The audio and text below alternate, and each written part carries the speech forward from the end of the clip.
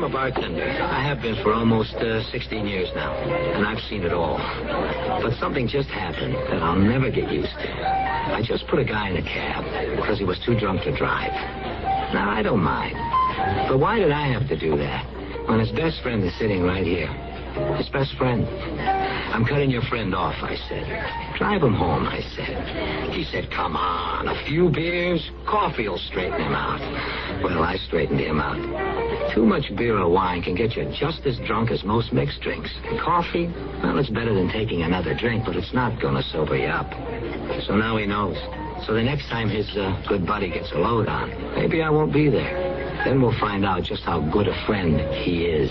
There are no more excuses. Friends don't let friends drive drunk. Find out how else you can help. Write Drunk Driver, Box 2345, Rockville, Maryland. A public service message on behalf of the U.S. Department of Transportation.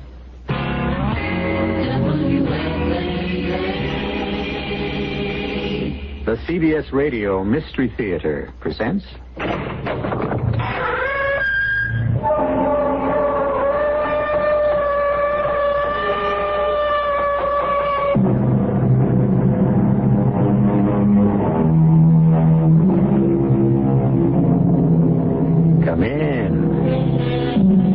Welcome. I'm E.G. Marshall. For most of us, it requires all of our time and effort to lead one life. And yet, there are some of us who are required by circumstance or design to lead two. Yes, to lead a double life. To create two distinct and believable characterizations. To be two people. To be Dr. Jekyll in the sunlight and Mr. Hyde in the darkness. And to effect the transformations consciously, deliberately, smoothly. I beg your pardon, but haven't we met somewhere? Well, I'm afraid not, sir. Still, you look very much like my brother. Your brother? Yes, a brother I have not seen in 20 years. Yes, I would know you anywhere. You don't recognize me? You don't remember Dimitri? Dimitri? Yes, now I see it. Yes, you are Dimitri, and I've been looking for you. Well, this calls for a celebration. Oh, no, it calls for this. Are you crazy? What are you going to do with that gun? What I've been waiting to do all these years.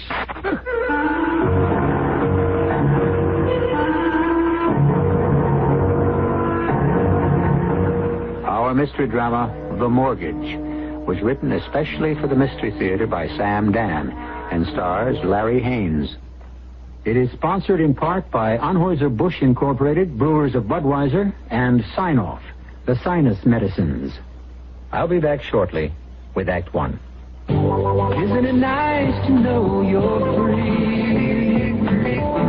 To see the things you want to see. The touch to heights you dare to reach. To know you're all that you can be. In the Free Spirit Department, Buick's midsize 1976 Century has a lot going for it. Efficient size, lots of room, neat things like that. But Century offers bonuses. It's a Buick, remember, which says one heck of a lot about how nicely it takes care of you. And Century does something for the sake of efficiency that no other American midsize car does. It comes with a V6 engine, and a Buick V6 at that. Century, the spirit will move you. Free spirit, Buick on the wings of the wind. How it's gonna keep your spirits free. Well, this is Beverly Sills. Did you know that of all the arts, music is the only one in which a blind person can participate freely in spite of blindness? However, even in music, the blind need special help in order to stand on an equal footing with the sighted. The Louis Braille Foundation for Blind Musicians works to promote the interests of the blind in the field of music. The foundation, a national non-profit organization, urgently needs your financial help. The services of the Louis Braille Foundation are available to any blind person and provide auditions, evaluations and counseling, scholarship aid, paid engagements for qualified musicians, and transcription of music into Braille. The foundation depends solely on the public for its support. Send your tax-deductible gifts to the Louis Braille Foundation, 112 East 19th Street, New York, 10003. If you know a musically gifted blind person who needs help, please contact the Louis Braille Foundation at area code 212-982-7290.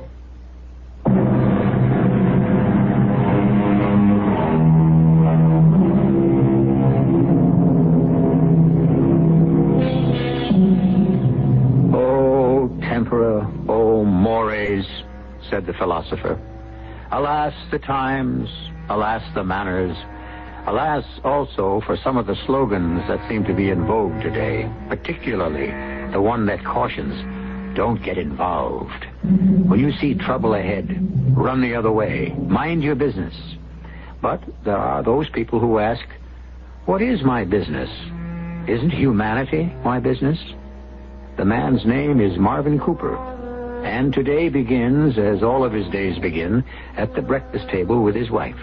Didn't the paper come this morning, Sally? Of course. I didn't think you wanted to read it. Why not? I thought you'd be too excited. Why?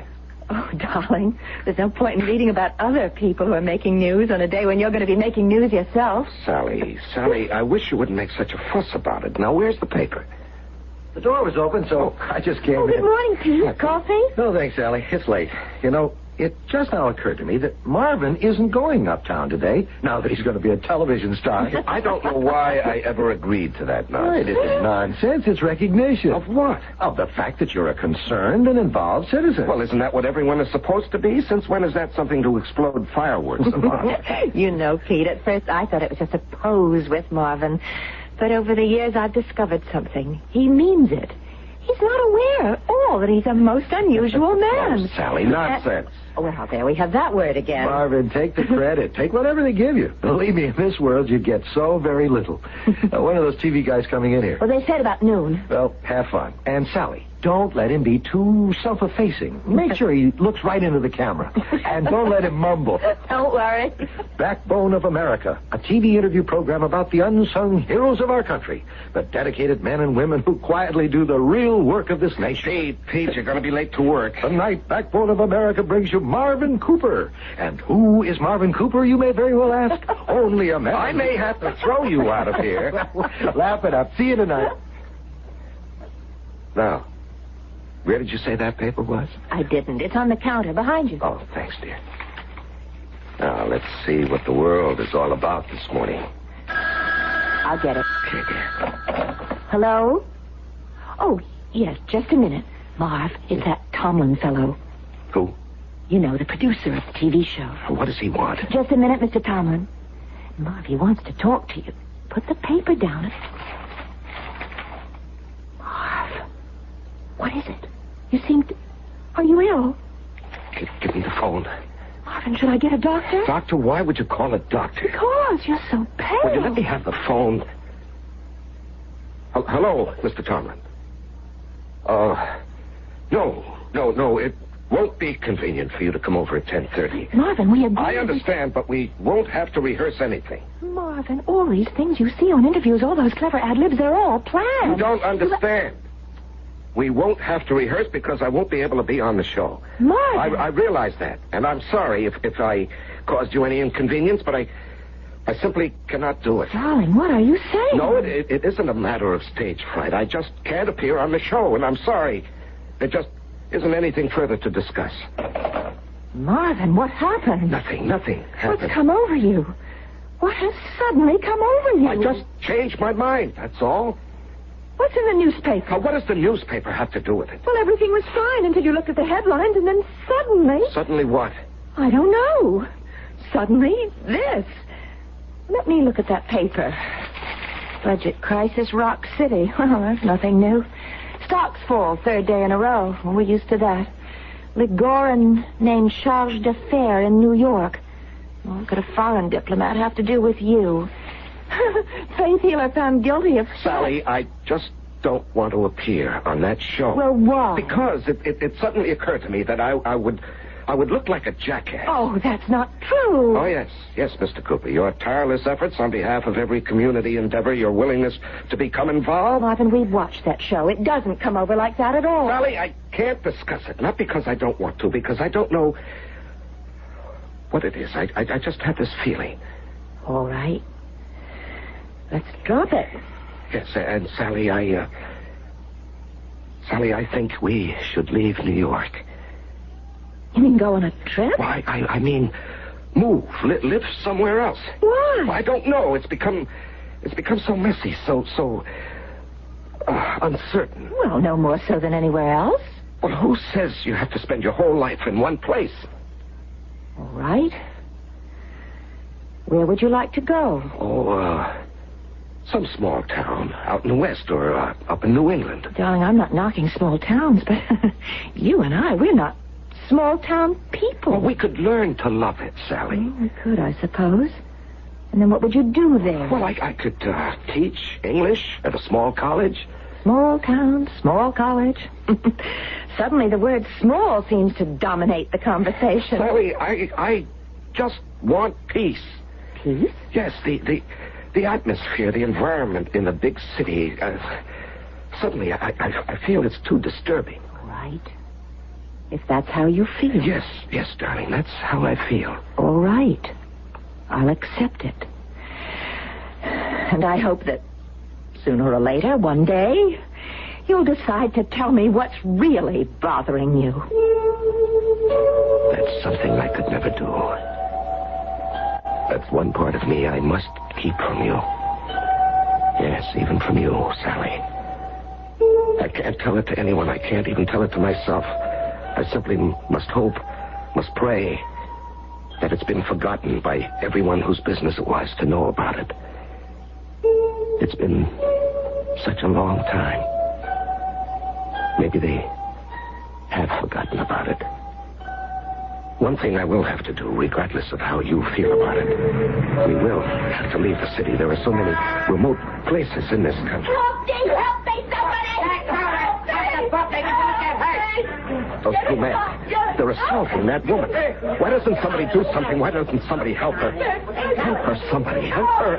I can't. I would, but now it's too dangerous for me. What are you all standing around for?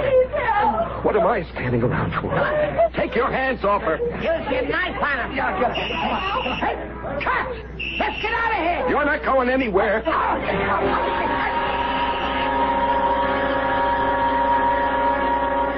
Hey, would you move over? Quiet down. Thanks to Mr. Cooper here, we caught both muggers. Hey, do you spell out with a C or a K? What's your first name? Gentlemen, please. Please, I don't want any publicity. Sergeant, do I have to talk No, sir, you don't have to do anything. Hold it. No pictures, please. Don't take my You pictures. fellas heard what the man said. Put those cameras away. Gentlemen, I didn't do anything that any citizen wasn't supposed to do. I don't want any fuss made of it. You hiding something? Oh, come on, guys. Give him a break. Sarge, we don't get a hero every day. Please, gentlemen, I just don't feel like talking. Sergeant, isn't there any place we can go? Sure, right in here. Hey, wait a minute. Hey, look, Sergeant, I gotta get a picture. Do you need me for anything else, Sergeant? Oh, we got it all down. I'd like to thank you on behalf of the department for what you did. Oh, well, that wasn't anything. Oh, don't say that. It was a lot. Go out this door. There's an exit out back. You'll give those guys the slip. Do you think anybody took my picture? Well, I saw only one cameraman, Lou Dudley of the Observer. Well, I asked him not to take my picture. Do you think that he might... Well, Lou, you never know. Well, is there any way I can stop him from printing it? Stop him? Haven't you heard? In this country, we got freedom of the press. The Observer. That's on West Broadway. Lou Dudley? Well, it's the bashful Mr. Cooper. Mr. Dudley. Yeah. Did you take my picture back at police headquarters? Yeah? Why? Well, because it's news. I'm a newspaper photographer. Well, could I ask you not to print it? Yeah, you could, but I'd have to ask why. Well, I have my reasons. Okay, let's hear them. My reasons are very private and very personal. Yeah, I'd still like to hear them. You see, I get paid to take pictures of people who make news. You're asking me to cheat my employees. I'm only asking I'm you... only telling you. Explain why.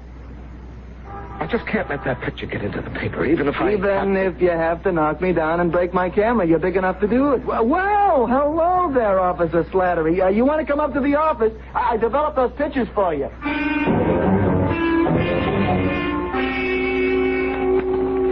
What a remarkable photograph. You look so handsome. We've got to frame this. Damn it. Marvin, what's wrong? I was a fool to jump into that mess. The two of them had knives. But you saved that poor woman's life. She had all of $9 in her purse. $9! All they wanted was her money. Did she have to risk her life and mine for $9? I never heard you talk like this. What's the matter with me, anyhow? Wherever there's trouble, I have to poke my nose in. I'll get it. No. Marvin. Don't answer that. Well, you don't have to snap my head off. I'm sorry. All right, if you don't want me to answer it, why don't you? Yes, I will. I will. Well? Marvin, what's wrong? Nothing. Hello? Hello, Boris. I'm afraid you've got the wrong number. Oh, no. You're afraid I've got the right number. Boris, it's me, Dimitri. Well, I'm sorry, sir. I'm not who you think I am. Who is it, dear? I don't know. I am sure you don't want me to come to your house, so therefore, Boris, you will meet me at noon at a place called the Seagull Cafe. It's in the East 40s. Be prompt, Boris. We have so much work to do. Hello? Who was it, Marvin? Nobody, darling. It was a wrong number. Seemed a rather involved conversation for a wrong number. I said it was a wrong number. Now, can't we drop it? Sure. Now, where are you taking me to lunch today? Lunch? Oh. Well, darling, I'm sorry, but there's a faculty thing, you see. On Saturday? Well, I usually don't make Saturday appointments, but this particular situation sort of sneaked up on me.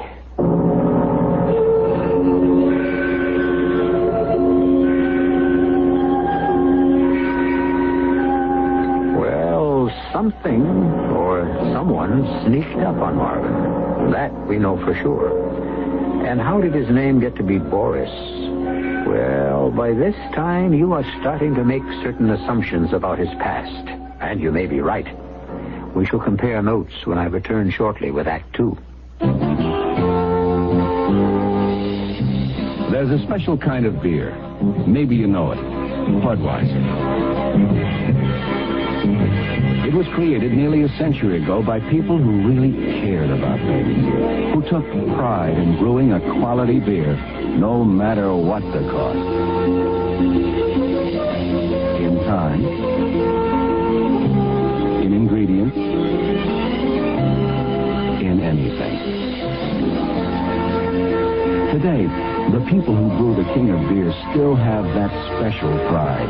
And every taste of Beechwood-aged Budweiser says so loud and clear. Hear it talking? Ah, when you say Budweiser, you've said it all. Anheuser-Busch, St. Louis.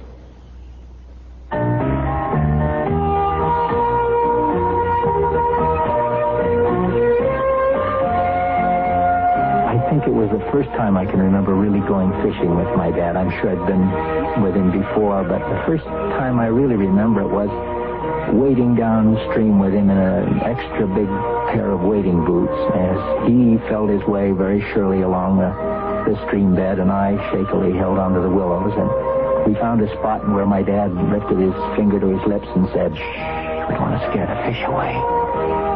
And then I remember that fish.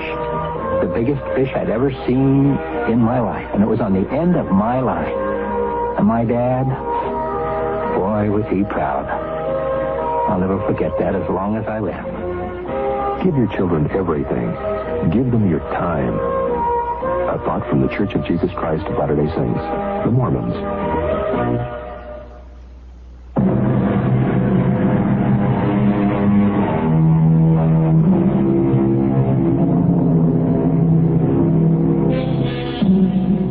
Most of us, the past is dead.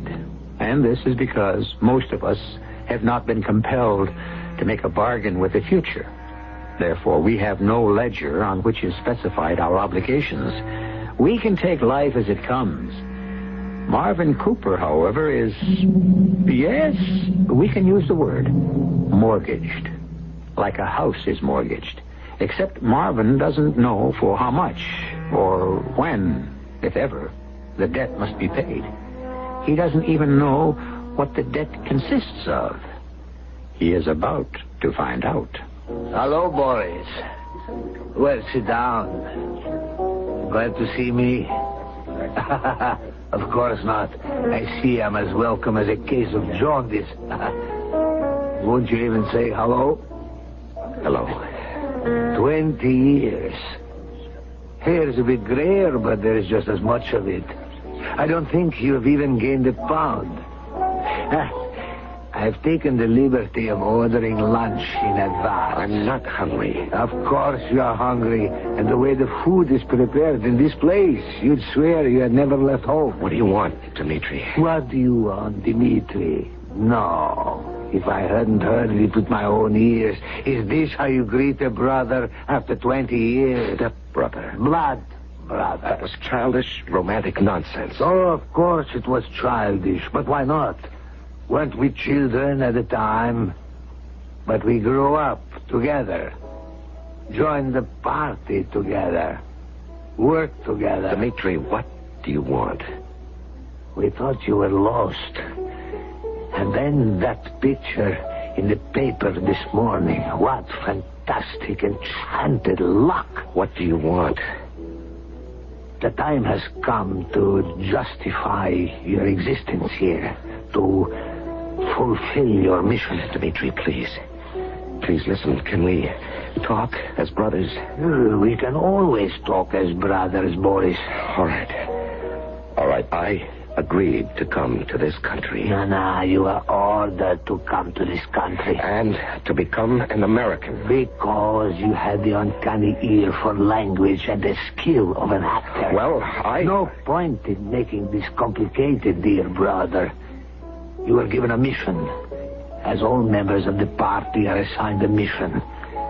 Yours was to become an American and to hold yourself ready for whatever task might present itself. And you became an American. Yes, Dmitri, I did. I became an American. But don't you understand? I am an American. It's no longer a cover or a pose. I think like one. I feel like one. I believe like one. That's because so much time has gone by and so much has happened back home. The old man, he's been dead for so many years. And even those who came after him are gone, and so many changes. I thought everyone had forgotten about me.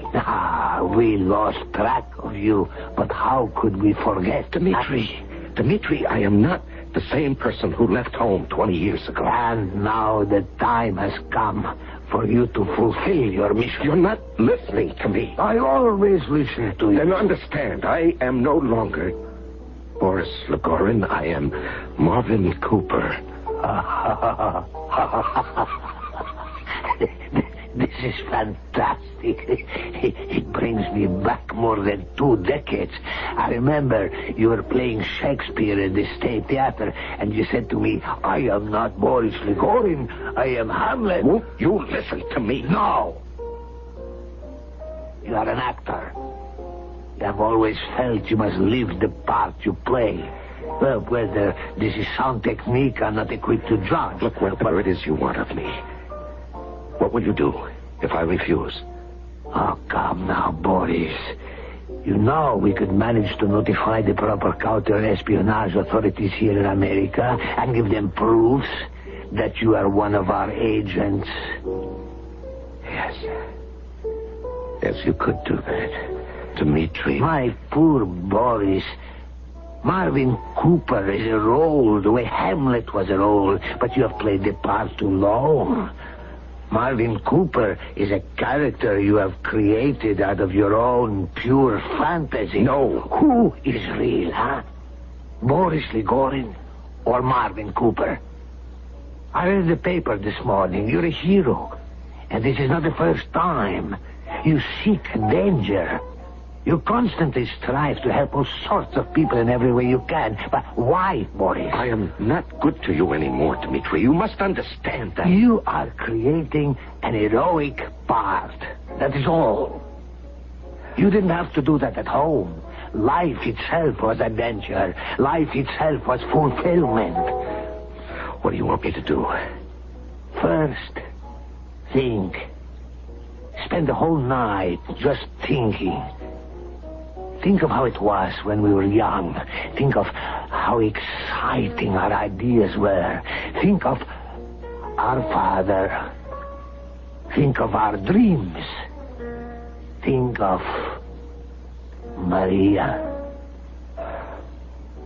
Whatever happened to Maria? She was always pretty. But now she's beautiful. She never married. I think she never got over you. She will always be waiting. Dmitri, I know, my boy, I know. But now, think. Remember. And soon you will realize that you are still Boris Legorin.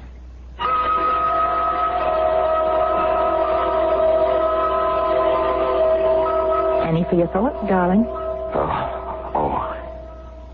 I guess that's all you could buy for a penny these days. My thoughts, that's all they're worth. Now listen, there's this town way upstate in New York. Oh, what about it? Well, they've got a community college. It doesn't pay as much and it doesn't have the prestige of your present teaching job. What are you talking about, Sally? Well, didn't you say we had to leave the city and find a quiet retreat? Oh, that. Well, is it still on? No, I guess it's off. Nichivo. What did you say? Nichivo. It's a great word. I saw this picture on the Late Show, and it means... I know what it means. It means, okay, who cares? So why are you so excited? The way she said it, she sounded exactly like Maria. The same mischievous smile. The same little toss of the head. Maria. I haven't thought about Maria in years. Or is that a lie? Don't I think of Maria every day of my life? And the life back home, have I forgotten it completely? It was good. Oh, yes. Oh, there were some bad things, but aren't there bad things everywhere in every country? And my father... the old man was always good to my father. He never forgot how they were boys together, fought together, shared together, made the revolution together. Boris, the party. Never forget the party. The party is the beating heart, the busy brain of our motherland. Boris, serve the party faithfully.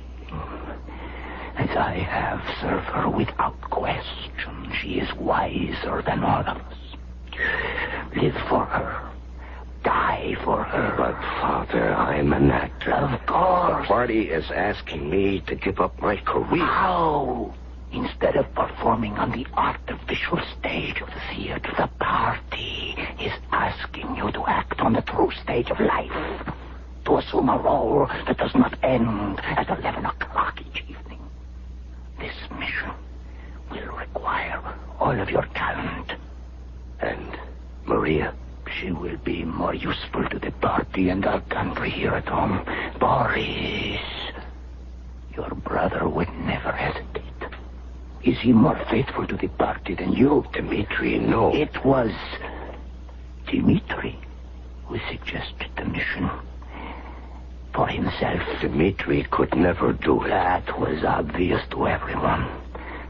And that's why you were chosen. But, Father... Boris, to be chosen is to be honored.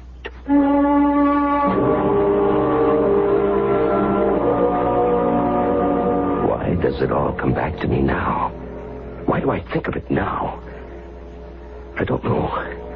I don't know anything. I don't even know who I am. Boris Legorin. or Marvin Cooper.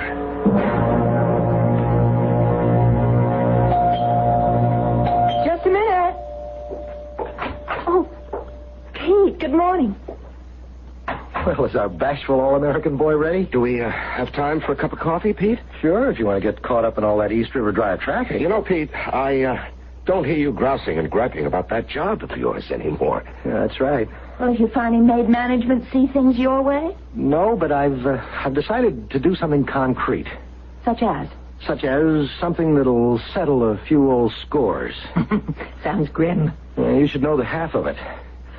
Well, Professor, you ready? We off? Well, it's early. I want to talk to you about something on the way uptown. Oh? Oh, excuse me. Hello?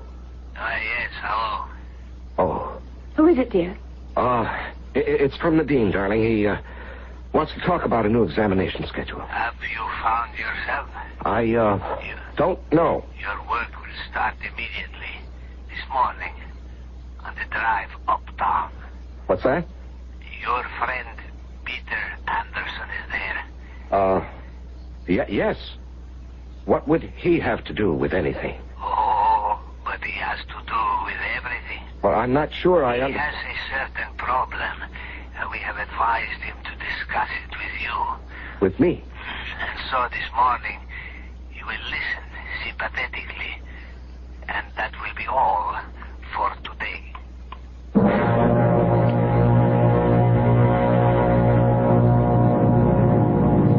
Marvin, how long have we been friends? Oh, years. You know, there's no one in this whole world I admire more than you, or respect more than you. I have to talk to somebody.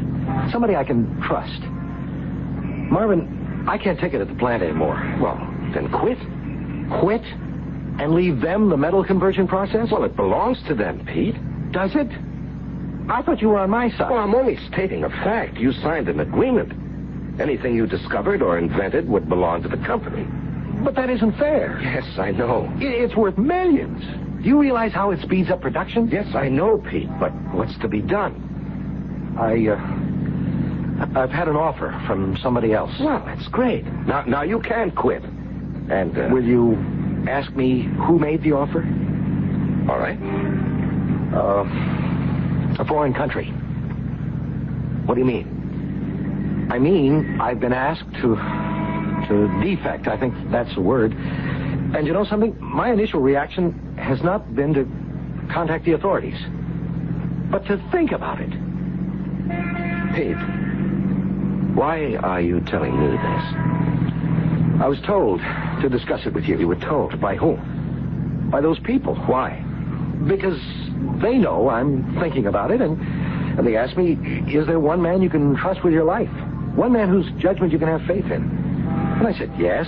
They said, who? And I said, you. And they said, ask him for advice. And so I'm asking.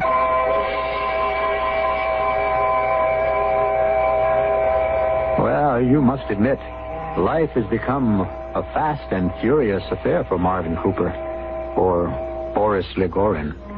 And actually, at this point, he really doesn't know which one he is. So many of us are concerned with the search for our identity. Consider our hero. He has two identities to worry about. And as if that weren't enough, here is a brand new problem tossed into his lap. We'll have even more problems when I return with Act 3. I want that sinus medicine. Headache tablet? No, the sinus medicine that relieves headache and congestion, internal sinus pressure, and postnasal drip. You mean sign-off? Exactly. Compare sign-off tablets with anything you've ever taken for sinus. No sinus tablet you can buy relieves more symptoms.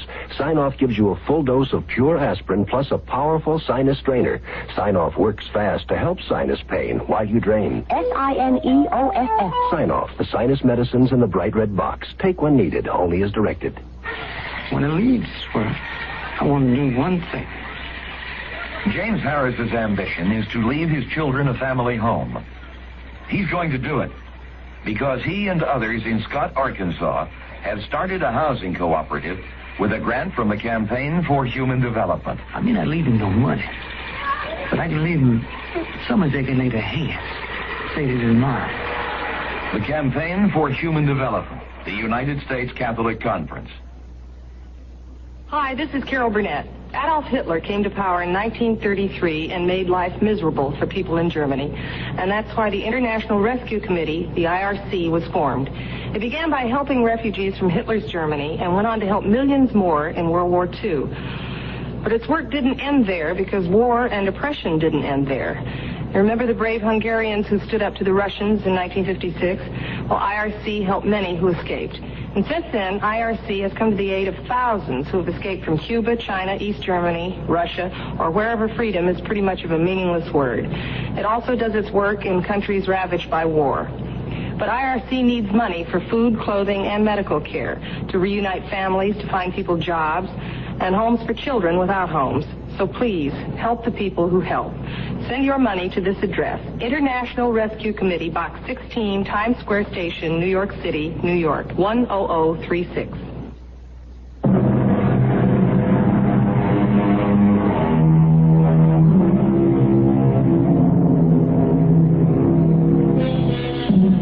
Who is he?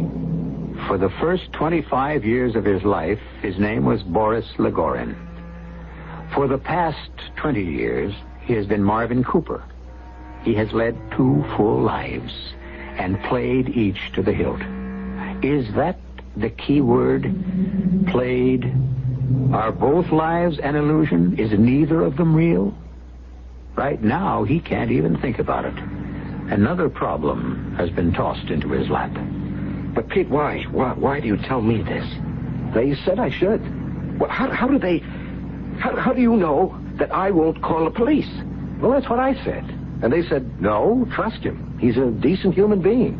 He places friendship above everything. They said, he will tell you the right thing. Pete, I'm not sure I understand. Marvin, I'll never amount to anything here. Well, you make out pretty well. I would be sitting on top of the world. I should be wealthy, famous, respected. Those things are relative. A man of my ability, I am simply not appreciated. I've been offered a free hand and money and a title and authority. Pete, you realize you'll be giving up your country.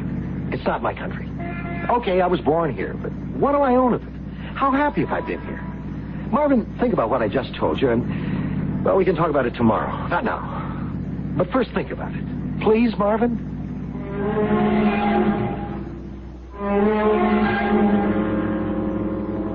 Yes, boys. This is why you have lived here for 20 years. For this? To encourage this man to defect? What did you think you would be required to do one day? Assassinate some high public official? Steal the plans for a battleship? This thing is more important. But Dmitri... This man, this Peter Anderson, is a production genius. We need men like him. See how it worked out? Discuss it with your best friend, I said to him. And who is his best friend? Why, you. And of course, tomorrow, you know what to tell him. We did not know that your moment would ever come. We did not know what it would be like, but we have prepared for it for 20 years. And now we are ready. It won't work. What won't work? Pete, I know him. He's angry, bitter, frustrated. Of course. Otherwise, would he ever listen? He thinks he deserves position, wealth, fame. Certainly. You can't give him those things. Does it matter? Of course it matters. He won't be much better off than he is now. Ah, that's unfortunate for him. No, for you. Because he'll be so disappointed, so furious that he won't be of any value. As to that, we have ways of encouraging people to work to their full potential. But that's no concern of yours. But Dmitri... The party has made this decision, boys.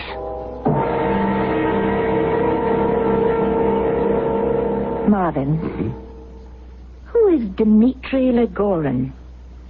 Well, Sally, I wouldn't know him from Adam. Well, he's a diplomat. And what?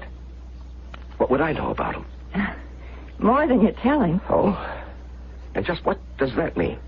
Well, for over a week now, you've been acting in the strangest way. And it goes back to the newspaper you were reading that morning. The morning you canceled the TV appearance. I don't understand what you're saying. Something you read in that paper. I still have it. Now, the front page. This is where Mr. Legorin is mentioned, and here's his picture. Now, I've eliminated everything else. You're not a bank robber, and you're not concerned with the city bonds and all the other headlines. So who and what could have had an effect on you. Well, we're left with Mr. Legorin. I really don't know what you're talking about. The name Dmitri Legorin means nothing to you? Absolutely nothing.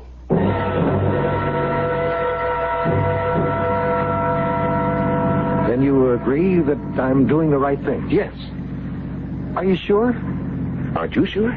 Well, it's a tremendous step. Oh, Pete, you owe it to yourself to better yourself. Home is where you're happiest, where you're recognized and rewarded.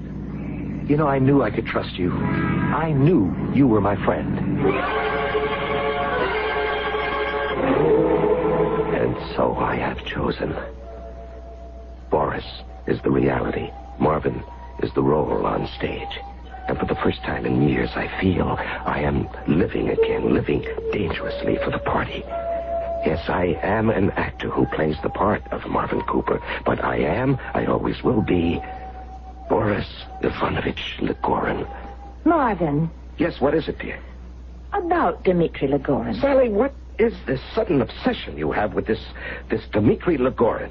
Dmitri Legorin is the key to the mystery. What mystery? The great Marvin Cooper mystery.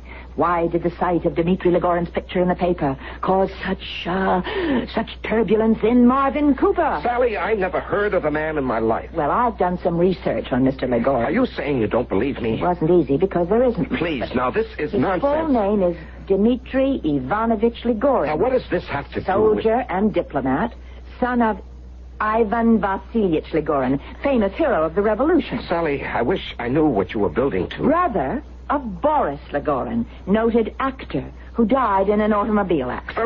Very well, dear. Amuse yourself with this foolishness. Now listen, Dmitri is married to... He has been married for 20 years to Maria Elevna, the famous actress who holds the medal... What? Say that again. He's been married for 20 years to Maria Elevna, who... Oh. Marvin. Oh. Shall I call a doctor? A doctor? That's how you looked that morning, pale and frightened. Who is Maria Elevna? Why should the mention of her name... How should I know? No, it's not my imagination. It's these two names, Dmitri Legorin and Maria Elevna, seem... These two names, they seem to have devastated you. Why? I think I'd like to go for a walk. No, Marvin, we've got to talk. About what? Who is Dmitri Legorin? I don't know. Who is Maria Elevna? I don't know. And now, if you have no more questions... I have one more question. Who are you? What kind of a question is that? I don't know. It's the only one I can ask. Who are you? Since that morning, you're not Marvin Cooper. What do you mean? What do you mean I'm not Marvin Cooper? Well, I don't know any other way to say it. You live with someone. You're together. And then without warning, something happens and that person suddenly becomes someone else. Who are you? Please, Sally, please. No. That won't help either of us. Something's wrong. Now tell me, Marvin. You can tell me. You can tell me anything. No, I can't. And all the years we spent together? Our whole married life? Right now it seems like an illusion. And this closeness that I thought we had is gone? Did it ever exist? I have to go somewhere. Now? Yes, I'll be back soon. It has to do with Dmitri Legorin and Maria Elevna, doesn't it? Oh, let me help you. No one can help me. Oh, don't say that. I love you. There are things a man must face alone. Understand, I love you. And I love you, too, Sally, but that can't change anything. That won't help anything. When two people love each other... Let there be enough of love. There are other things in the world. This is a country that's obsessed with love. Well, let me tell you, despite what you've been brought up to believe, love does not conquer all. Well, I've never heard you talk this way before. You refer to this country as if... As if what? As if you're a foreigner. I'll be back in a little while. Oh, wait, I'll go with you. No, you can't. You've got to let me help you. Yes, I will. When? As soon as I find out who I really am.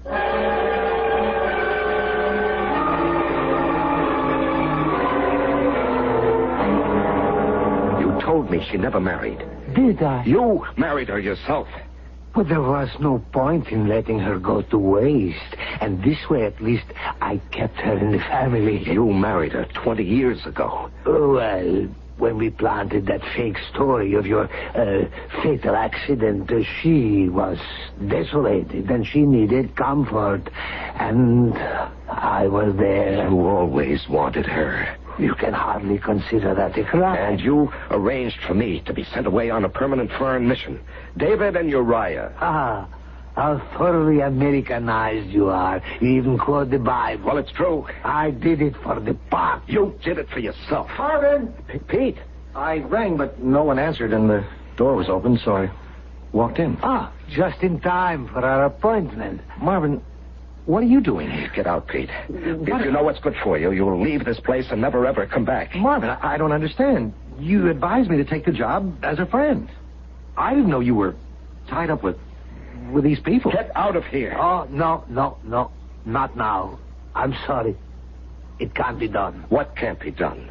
I'm afraid neither of you can leave now. Not you, Peter.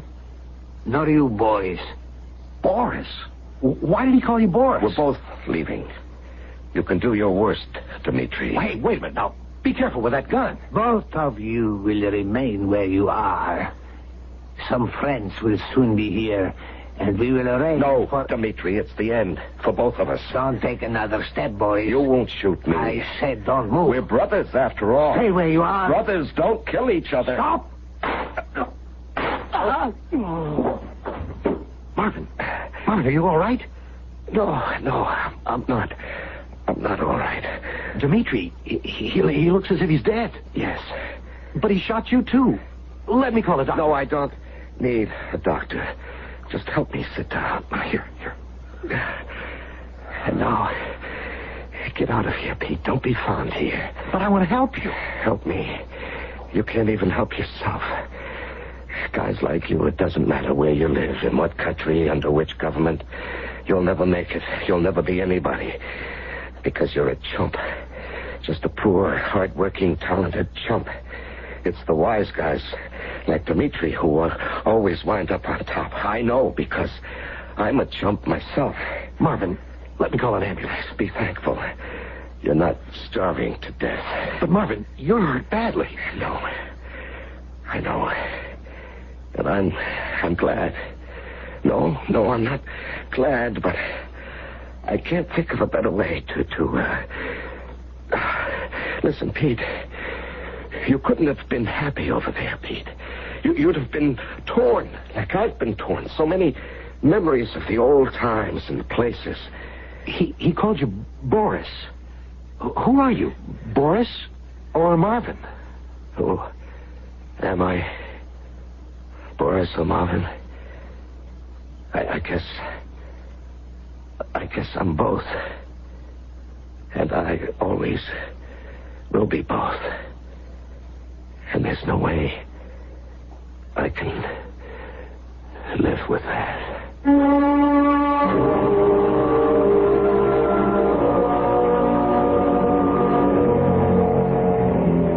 No way at all. Two lives diametrically opposed in the same body. Something has to give, and someone has to go. Well, I have to go right now, but only for a few moments, and then I shall return. I have a heart that goes bump bump, and sometimes I can hear it thump. And Daddy says that in my chest I have two things that are the best. They call them lungs for breathing air. You never see them, but they're there. And if I breathe in air that's clean, I'll grow up like a jumping bean. Whenever I see any smoke, I'll run away before I choke. And something even better yet, I'll never smoke a cigarette. I'll breathe the air that's clean and free, so I can keep on being me. Clear the smoke from your family image and from your lungs. And remember, your kids may never start if you stop. Quitting is tough, but your lung association says it's a matter of life and breath.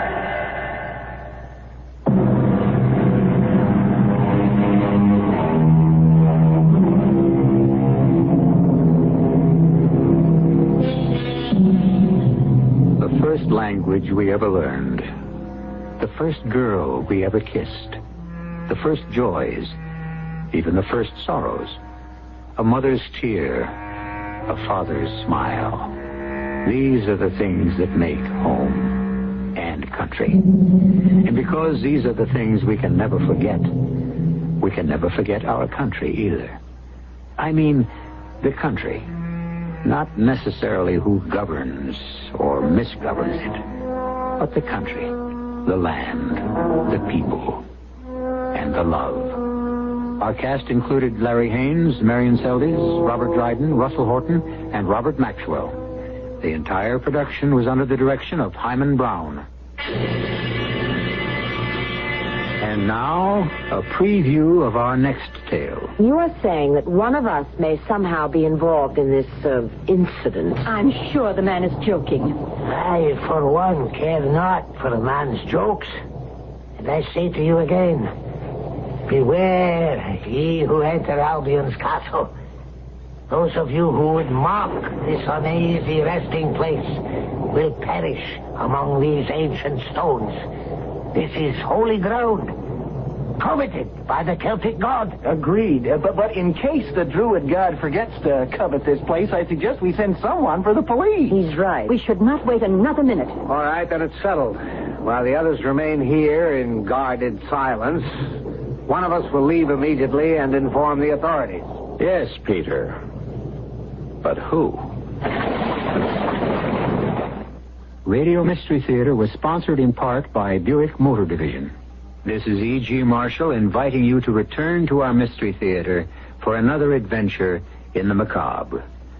Until next time, pleasant dreams.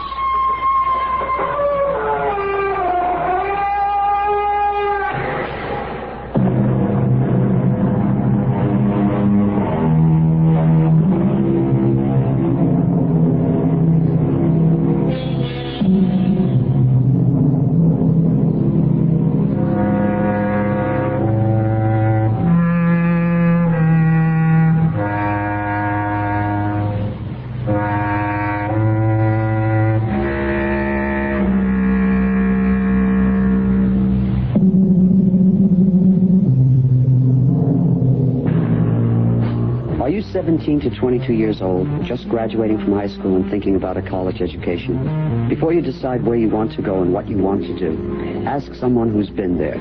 Because this year, a lot of college graduates will discover that a college degree is not a job guarantee. So think ahead. If you want 4 years of college and a career when you graduate, plus pay and allowances, responsibility, achievement, security, and a chance to prove your worth as a person, you want the U.S. Coast Guard Academy. It's also the only armed service academy where admission is based on a nationwide competition, not congressional appointment. This year you can send the Coast Guard Academy your SAT or ACT scores. This is Frankie Valli. For more information on college with a career, write to Director of Admissions, U.S. Coast Guard Academy, New London, Connecticut, 06320. WFAA, Dallas, Fort Worth.